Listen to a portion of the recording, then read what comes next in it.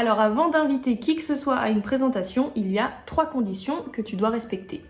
La première, c'est que tu dois te détacher émotionnellement du résultat. Ton but initial, c'est de partager un bon plan, pas d'obtenir un nouveau client ou de recruter un nouvel apporteur d'affaires. Tu n'es pas un requin ni un chasseur, donc n'essaye pas de modifier un non en oui. Une personne a le droit de ne pas être intéressée par le service que tu lui proposes. Et si quand tu discutes avec quelqu'un, tu ne vises qu'à obtenir un nouveau client ou un apporteur d'affaires, alors tu seras constamment déçu.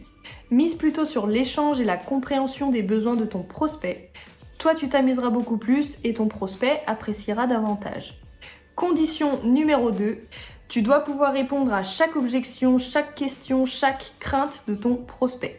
Lorsque tu inviteras quelqu'un à une présentation, ça se terminera presque systématiquement par une objection, une question. Et en plus, aujourd'hui, l'être humain googleise tout. Et sur Google, il va pouvoir trouver des avis, des blogs négatifs ou des informations erronées concernant la société. Il n'hésitera donc pas à te faire part de ses craintes et tu devras avoir réponse à tout pour le rassurer. La condition numéro 3, c'est que tu dois être toi-même convaincu du service que tu proposes.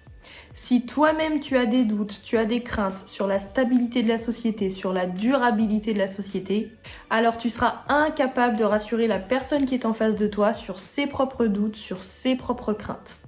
Tu dois obligatoirement accroître ta confiance envers la société avant d'en parler et avant d'inviter.